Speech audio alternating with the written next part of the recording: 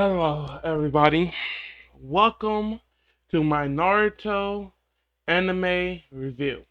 It's the arc review, but mostly the anime, right? I unfortunately watched too much. I didn't expect it to be that long. No, well, I expected it to be that long, but like there's so many stuff. Um, so welcome to my Jiraiya and Itachi arc review, basically. So first thing first. This includes chapter 113, I think, to 152. I might be wrong on that, but it was a big span of episodes. It was just so much, right? We got introduced to Taka, Sasuke vs. Deidara, Death of Orochimaru, Kakashi backstory, Jiraiya versus Pain. Two. Sasuke versus Pain. I mean Sasuke not versus Pain, but versus Itachi. Excuse me. But yeah. So there's so much to unpack. But first let's talk about Orochimaru death since that was the first thing. Sasuke killed Orochimaru. So Orochimaru was already really weak, so it was kind of understandable how he did it. It wasn't portrayed in the way that he surpassed the master. It was only that he surpassed that weakened master. He was like, alright, I don't got no longer use for you, right? So with that in mind, so I didn't have a problem with that because I would have a problem with Sasuke was like far ahead of Naruto, like Sani level, like Sani level. How he? No, he's not a Sani. Well, it's debatable if he's Sani level after this arc, during the during the pain arc. I don't know if he's Sani level yet, but then we see that both of the teams Naruto and Sasuke, they decide to form their own team. Yeah, their own team basically, kind of the same thing, right? Sasuke formed Team Taka. Oh no, Team Heavy at this time. He formed Team Heavy with Sugetsu, Karin, and Jugo is. I was talking about him first because I think he's the most interesting. He's portrayed as very isolated, angry, uncontrollable monster like the Hulk or something like that, but more like edgier. Like he's the Hulk, and Hulk is actually like not a villain, but like it was actually uncontrollable because the Hulk got some degree of control because he ain't really killed nobody like innocent at least. He don't even kill villains really because they'd be too strong or something like that, or something happened beforehand, right? Unless like something crazy happened, right? So, we got Sugetsu, who is basically Naruto, and Naruto was a little more edgier, if you go on me. Like always smelling, got his own plans, not really like he's kinda like the rough part of the group. I don't mean that in a bad way. I just mean like he's the one who cut you open without like a single thought for like what Sasuke wants, something like that. He'll think about it, but he'll be like, he'll probably forgive me or something like that. Like he's probably the Naruto of the group. Jugo, you can't really compare him to anybody in Team Seven, and Kari's definitely the Sakura. More rough. Like these guys are just the edgier Naruto, Sasuke. Like imagine Kakashi. Oh well, you can compare Sasuke, like Kid Sasuke to Jugo when Sasuke first awakened his curse mark. You can compare that Sasuke to that one because he was a bit uncontrollable. So basically, Sasuke and them, Team Talk is Team Heavy's just Naruto if they were just edgy or something like rough around the edges, like, stuff like that, right? And then and then we got let's see what else do I want to talk about? Yeah, okay. So we talk about Team Taka. So we're gonna talk about Sasuke versus Stater. Um, when I was watching this arc, I did not know it would be as cohesive as it would be, Like it's no like bait point. Like as soon as everything started, everything started. I was thinking, okay, the arcs are not gonna be that long, but then it's like heavy. And then like if I make a video, like I have to make. Let me just say this: I have to make like 5 videos together, and it'll be justifiable to make the 5 video at least with my video format. It'll be justifiable, but I decided to make it all one big video. Right. So we're saying Sasuke versus Deidara. Sasuke versus Deidara, I really like that fight. I really like Deidara long range set of style. And like his clay jutsu, and then he's kind of sacrificed himself to kill Sasuke, and I like how Sasuke was just like this science type person who just like had in everything. What's it called? He had a counter for everything. My bad. He had a counter for everything.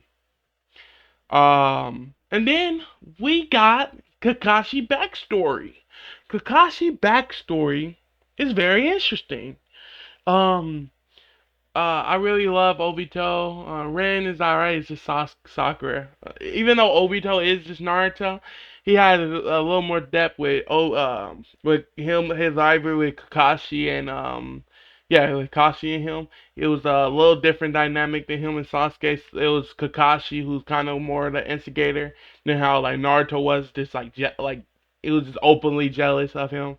I don't know. It's kind of just like different dynamic. I still enjoyed it. What's it called? Obito, sacrificing his life for both Obito, for both Kakashi and Win. And honestly, I really like Obito. I know that might be a hot take or something like that, but he might be one of my favorite Naruto characters. Considering everything, right? And then we first see Minato talk, bro. Minato, bro, there's so many favorites of mine. He's like up there. Minato, I really love Minato. Like I love me some Minato. Same with Itachi, I really love me some Itachi. But I feel like those are not really hot takes. If you feel like me, I feel like me liking Nobito is more unique. You feel me? Me liking Obito is more unique in that opinion, right? Um, then we got Sasuke versus Itachi. I did that in the wrong order. It's Jiraiya versus Pain. It's Jiraiya versus Pain first, then Sasuke versus Itachi. So let's talk about Jiraiya versus Pain. Um, they show him a back. They showed us the backstory between Nagato, Yahiko, and Conan. Those three, and they showed Jiraiya backstory how he became the ninja he became now, and like what he was searching for him. And this is where it started the child prophecies already. Um, yeah, so this is where they started the child of prophecy art, not art, but a little theme and stuff like that, like your destiny and stuff like that, which is hypocritical, but also I don't mind it. I don't really care, right? It's a little hypocritical. There's that one argument. It's like, oh, this was basically what Neji was saying the whole time. Like Naruto is destined to be Hokage, therefore he became Hokage, right? And Neji's not destined to be Hokage, therefore he would want be Hokage, right? And then, like obviously Naruto at that time fought against that, said no, I'll never be. Just because it's my destiny doesn't mean I gotta. Oh no, doesn't mean that destiny rule over all our lives or something like that. It's some type of theme in that nature, right? But I don't mind it. But okay, let's get into the fight. So we see Jiraiya infiltrates the Rain Village, and it was a little fun scene of him being an actual ninja, like him doing espionage, like getting some information and stuff like that, kidnapping one of the Rain Village and poor Rain Village. This guy getting tortured by Ibiki. Bro, this again, right? And then we see encounter with Conan. Conan with the paper jutsu. She's an interesting design, like her purple hair. They either Kishimoto never really did anything with the character, so like she just died, like something like that, right? So we see the fight between Jiraiya versus Pain, and it was a very interesting fight in my opinion. Very cool fight. Very tactical. Like Jiraiya goal for this plan was to just find out information between him and them, right? Um, Payne even said that if Jiraiya had more information, he definitely would have won that one, which is interesting to say. So we know that Jiraiya was definitely stronger than Payne. He just had the quite information, kind of proving that even if you're as strong as your Shinobi, as long as this person had a secret, they could still win, right? So like even a child like Naruto during that time, because he had the foretell, he could potentially win against most people in Shippuden, like maybe even Kiba. Like I don't know if Kiba right now getting past the foretells, ironically. Um, Kid foretells something like that. I don't think he is. Alright, now the main event. Sasuke versus Itachi. Sasuke versus Itachi is a very iconic fight. All three of them, but like that is their iconic. Oh, wait, this is not the final fight. This is not the main event. But look, um, but yeah, Sasuke versus Itachi is a very iconic fight because the animation, the genjutsu, the ninjutsu, all in between. Kirin, bro, Kirin is a very cool jutsu. I can't cap. Susanoo, this is when the Uchiha power became out of this world. Like it became way beyond any other KKK guy besides the Rinnegan. And maybe the Uzumaki power, in my opinion. Right. So yeah, we get introduced to Susanoo, Kirin, Sasuke versus oh yeah, and then we find out the after the fight we find out the secret of Itachi, and it's very sad and it's one of the best winning characters in all of Naruto. One of the best winning. I'll say for me personally, I'll say Naruto's better. Is a better winning character. I know that's might be a hot take, but I think he's the better winning character. Maybe Sasuke too. Uh, they're such simple concepts, and I think Kishimoto's uh, wrote upon them well. It's kind of harder to execute a complex problem comparatively to a simple problem. So being a great writer already, what's it called? Will make it easier for him to execute the simple one. With the complex one, it's not all that. No, like it'll get maybe it can execute good, but like most of the time it don't. So the reason why I say it didn't get like execute as good, it's kind of like one, um, he kind of just like why go to Obito? It maybe some decision, right? It's like okay, why would he just agree to slaughtering his whole clan? It's like, oh, he just fought on a mission to be stronger than his thing, right? It's like, okay, that's fair, but it's not as believable as Minato story. That's the problem. It's not as realistic as like something like Minato, Naruto, or well, at least until we get to the war arc, at least. Um, and Sasuke to the war arc too, but it's not as realistic as the others. That's the execution, I think, and I wouldn't have a problem with it, and I don't, right? But I think Naruto is such a grounded series, such a like kind of semi-realistic, like people can create entire meteors in the sky, right? But they still like rely on the strategy, the tactics, the ninja order, the ninja law, stuff like that, making it still grounded in. That's why I kind of don't like Boruto, cause it's not really grounded in anything. Like, what the point of strategy is Boruto is stronger than Konohamaru. You know what I mean? Like, what the point of strategy if dang Baruto even look at Konohamaru, his teacher, he'll probably just breathe and thing die like a failed paper. You feel me? Like, what's the point of that? Like, even right now with Kakashi versus Naruto, right? How long you take away the nine tail? Only thing he had is the roster circuit was the only thing you can say that beat Kakashi realistically if Kakashi ever let him get hit in, right? Well, the Rasengan would beat him too, but not if he enhances chakra and stuff like that. He can potentially do something about it. Maybe get like one last secure lightning blade or something like that.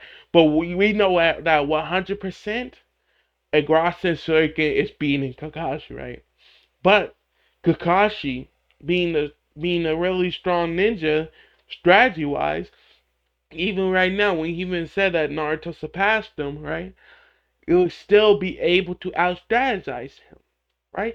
And even when the oncoming stage mode, who definitely is going to surpass Kakashi, like 100%, right? So Kakashi will still have to um will still had to no, Naruto will have still had to be careful around Kakashi because he could fall on the Genjutsu, can fall for this, that, and this. Like Sidori can still probably pierce him and stuff like that, right? I don't feel that way. Like Jigen is not is not as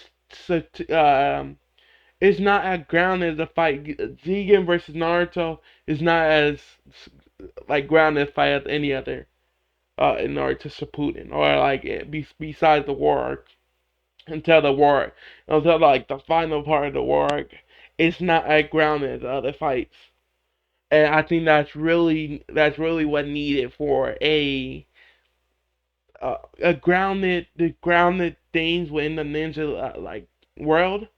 I think that's the thing that Kishimoto made.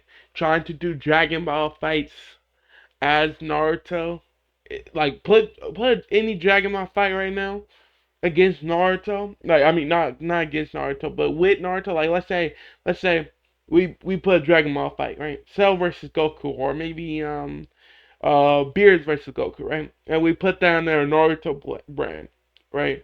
And it was completely story layered, thought out and stuff like that. Let's put that under a Naruto brand.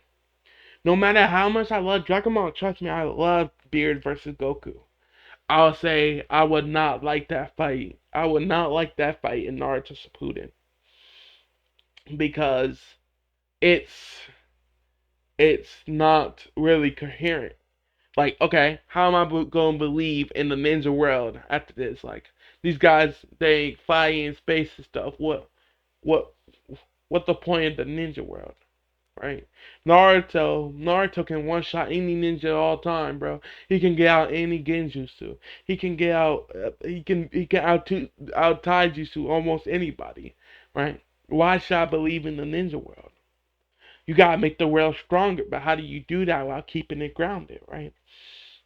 And when that, and for me, I think you got in terms of like Boruto. Wait, I'm sorry, I'm going off on a tangent, but basically, um, Sasuke versus Naruto. I mean Sasuke versus Itachi. My bad. It was a very grounded fight, but the only problem with the fight, I guess, is it introduced like stuff that blows like Naruto out of proportion. Like Susanoo, like don't never compare the Byakugan or the Hyuga clan to the Uchiha again when Susanoo is out type energy. That's how I feel about it. But with that being said, this is the end of this review. I'll get these arcs a 9 out of 10. I think Shippuden really caught like once it got going, it got going. Like if you ignore all the filler arcs, once it got going, it got going. These arc was a cohesive, good arc, in my opinion. Thank you for watching.